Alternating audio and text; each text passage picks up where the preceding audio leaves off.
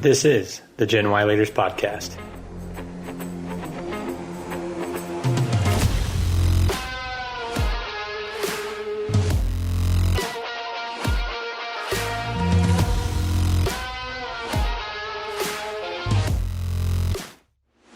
Welcome to the Gen Y Leaders Podcast, where we guide millennials to become the next generation of business leaders and entrepreneurs.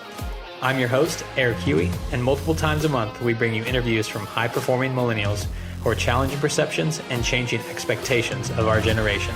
Our mission is to help you overcome fear, take action, and go confidently in the direction of your dreams. It's time to start preparing now, mainly because 10,000 baby boomers are retiring every day, which will create a vacuum of career opportunities that you've been waiting for. Will you be ready?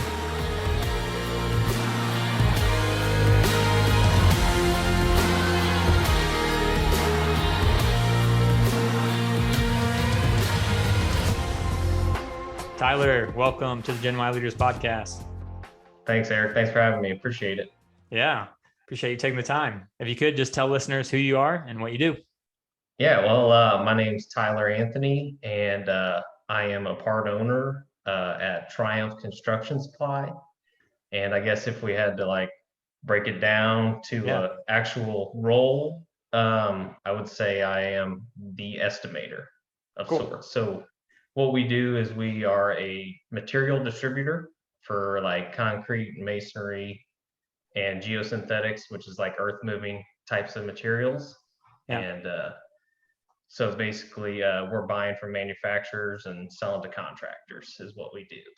Awesome. And how's business right now? I know there's all the headlines of shortages everywhere and whatnot. So does that create good for you because you get rid of all your inventory, or does it create a lot of pressure on your business because you're trying to get stuff in? Well, it's a lot of both.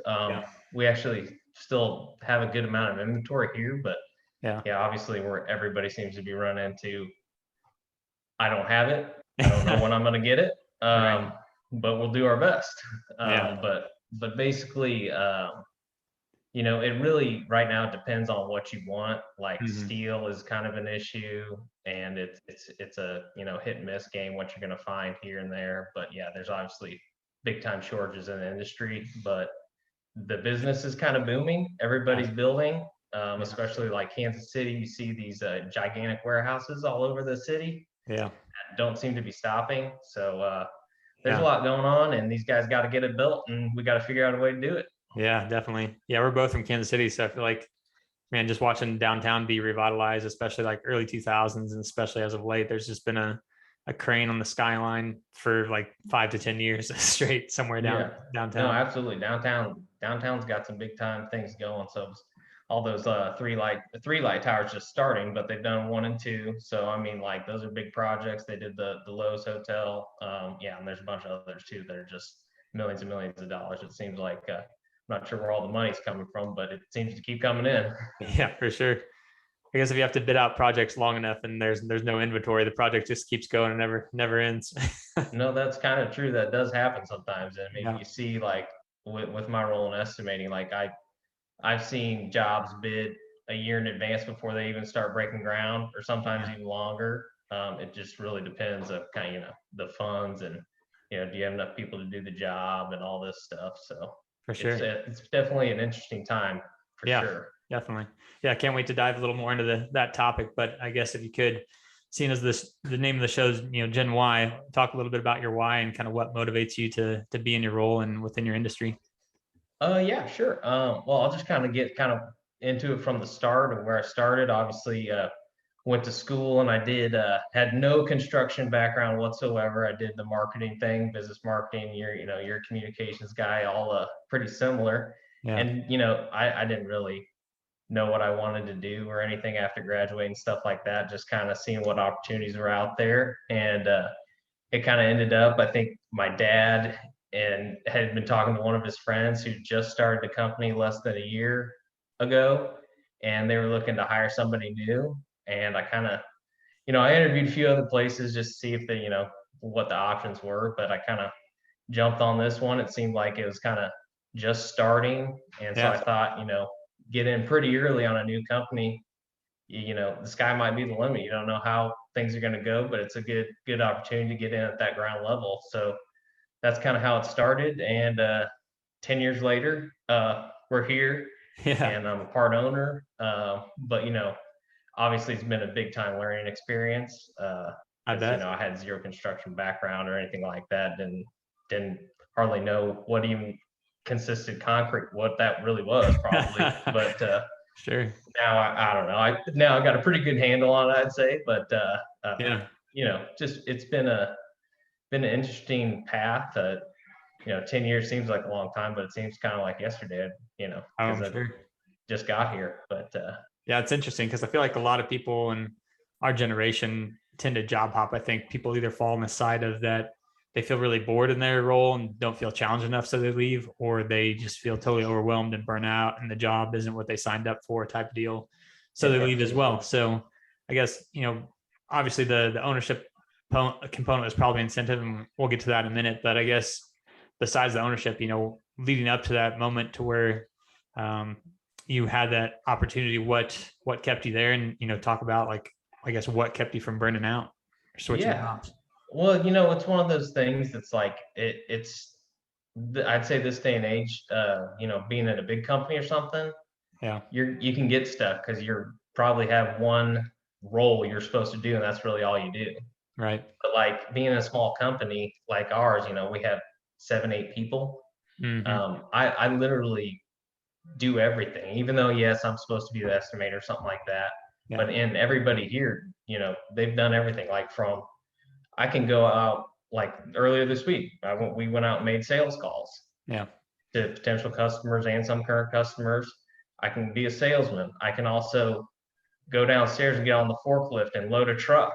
Yeah. Not a lot of people have opportunities to do that, and it's kind of it keeps every day different for Yeah. sure. They don't get bored, stuff like that, and I can take the order, I can literally load the truck, and then I can go drive the truck to the job site and deliver it.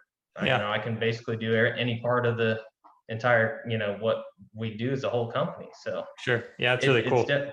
yeah. So I think that's how you stay motivated. Definitely. You're doing something new all the time, and you can't get too bored because there's always something to do for sure. Definitely. Would you say that actually plays a factor in helping you get to your ownership position, because you knew every part of the business and could also probably teach that part of the business to someone else if you hired someone specifically for a new role? Absolutely. Yeah. Yeah. I think it definitely helps knowing kind of the ins and out, what we do, and every little part kind of experienced. It definitely doesn't hurt knowing how your company works, and, even down to the numbers and everything. Like, I don't keep the books or anything, but I have a pretty good idea of, what we're doing, Yeah. and all and everything like that. And it's also kind of nice. One of our, I think key things for how we've been successful is just like, since we're small, we all communicate with each other pretty well. Like, Mhm. even if I'm not directly involved in something, I kind of have an idea because we all just talk to each other down the hall, and there's only a couple of us. So, Right. you kind of like, if for some reason somebody's gone, somebody calls in, has an issue or a question, I can usually answer it pretty quick, even though I wasn't involved. Yeah. Small And teams move yeah, yeah, fast. absolutely. And I think that big corporate companies sometimes, we deal with buying from these big manufacturers or corporate and all that. And sometimes it takes days to get answers when I can probably get an answer in 10 or 15 minutes. Right. Yeah, it is advantage to the small and nimble companies for sure. Yeah.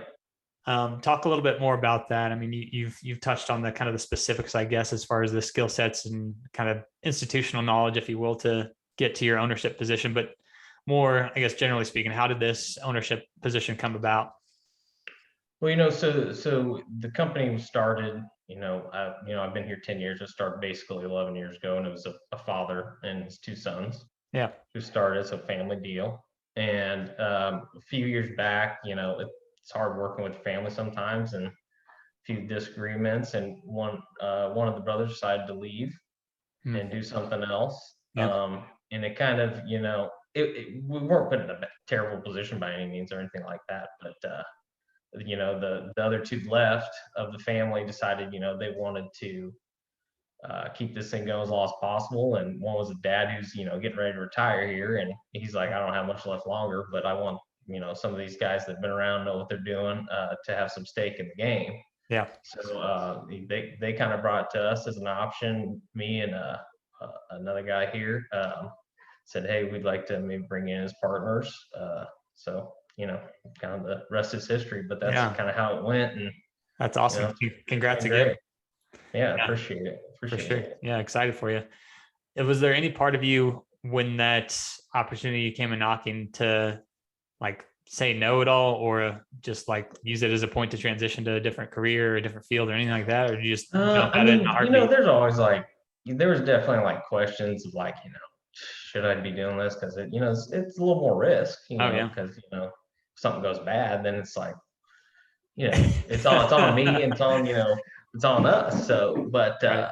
yeah, I mean, there was a few things in the back of my mind, and but it's kind of one of those things like everything happens for a reason. It seems like Hmm. because like literally a year before that, I was like just talking to some other companies that wanted me to maybe come and do like construction wise. But Wow. I was like, you know what? For some reason, I was like, I still think there's opportunity here, and Yeah, I enjoy it. So, and I stayed, and good things happen sometimes. for sure. Yeah, that's So, great. Yeah, commitment's huge. So yeah, that's great. absolutely. Glad it And worked it, out. yeah, Sorry, go it ahead. seems like and I've always been kind of a loyal person. Yep. And you don't see that quite as much these days, I feel like, because like you said, job hopping is pretty popular for our generation. If I Yep. find something better, I'm going to take it. And I always don't feel like that. I feel like if you put the work in, you're going to get rewarded at some point. People are going to notice Yeah, for sure. So, definitely. So one question I always ask every guest is if you had to speak to a room full of 100 other millennial age group entrepreneurs or aspiring entrepreneurs, what lesson learned would you teach them? Or I guess generally speaking, how would you inspire them? Anything come to mind? yeah, inspire wise, we'll see about if this is inspiring or not. But I would, hard work, it's very cliche, but hard work does pay off. I promise you it does. And some people think, oh, I've been working so hard for so long, but people are going to notice it. And especially in times like this, Mhm. it's really hard to find good employees. And like, we have a couple really good ones, Yeah. and we would really do anything to keep them. Yep. And we're going to do things, some of these guys here that, there's hard workers, and, they may not be qualified Hmm. for said, promotions or anything like that, but it's probably going to happen because they're valuable and we see what they do, and we don't want to lose them. For And sure. and I'm always big on being a sports guy my whole life. Like I think about team and doing stuff for the team all the time, and sometimes seeing a guy saying, yeah, this job might suck, but you know he takes one from teams, like, yeah, I'll do it.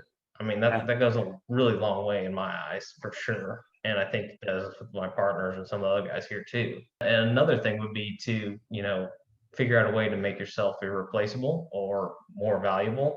Yeah. Um, I you think you know, live that out for sure.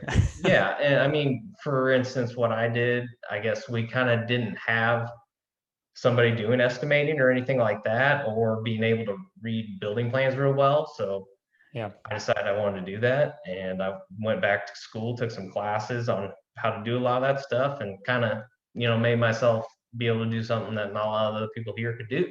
Yeah. So, Important. if you can figure out a way to do that, not necessarily that way, it doesn't really matter how you do it, but if you do that, good things are going to happen. People are going to notice. You're going to get to where you want to be. Definitely. Yeah. The lifelong learning always pays off for sure. Yeah. I'm curious to get your thoughts, generally speaking, as far as, I guess, what would you label the industry? More of blue collar and industrious? What would you say? Yeah, I'd say there's a mixture. It really depends on who you meet and where you go. Like if you go Yeah. out to a job site, yeah, you'd say, hey, you want to do a Zoom meeting? They're gonna look at you crazy. Right. But Yeah. you know what? They're good people, and like I'll tell you what, some of these guys you meet out on the job swinging hammers Yeah. are pretty sharp guys For and sure. gals Yeah. that could I've been in this industry for 10 years and still am not handy, as you've seen, but these people can build some amazing stuff and have some great ideas how to solve some problems. Yeah, for sure. So I guess what I was leading into there is that a lot of people, again, and I think people in our industry, or in our age group rather, But I think maybe just culturally speaking, nowadays people are always after kind of the what's technology based or what's sexy. People want to be, influencers or like do the drop shipping or the Amazon Mhm. FBA stores and, all this different stuff. And I think there's not a lot of light shined on more of these type of blue collar or laborious, industrious type segments. So I guess, what are your thoughts as far as opportunities for our generation and the generation after us, which would be Gen Z? Yeah, I mean, there's tons right now. Yeah. With the work shortages and everything, like Yeah. you literally can't get people to do anything. And like I talk to our customers all day long, and they almost always ask, "Hey, do you know anybody that needs a job or anything?" Because they need people. Yeah. And I'll give you kind of my thoughts. Like some of the we go out in the field and call on some of those guys because it really depends on the company on how they Hmm. buy and all this stuff like that. But Yeah. like some of the best like office people in construction, Yeah. like estimators, project managers, all sorts of things like that, started in the field, Mm. swinging hammers, building stuff, and all that, Yeah. and transitioned into the office and became those types. But they know how to build from the ground up, and they just know how everything works, and they're very impressive. But I would say there's a big time future for all that, Yeah. and learning a trade, going to Mm. trade school, I feel like it's going to be huge, even Yeah. though it's pretty good right now, but they can't get enough people to do that stuff. Yeah. I was laying in bed last night watching TV, and there was an ad on TV for, I forget which company locally, but or maybe it's regionally, but they were offering $80,000 starting salary for truck drivers plus a $10,000 sign-on bonus. Like you can go like out of high school and go get, Hmm. TDL or whatever and start making 90K a year. I mean, that's pretty amazing. No, absolutely. We talk to the truck drivers there. We have trucks in here all day long, so we'll get into conversations with them.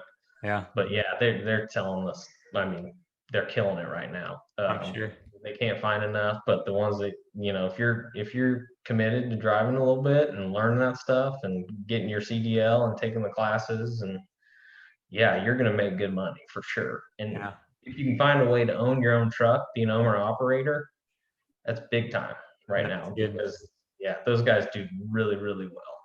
Yeah, great insights. Appreciate that. So, Yeah. as we wrap up here, a couple key questions I also ask every guest. One being, what books or resources have helped you in your career?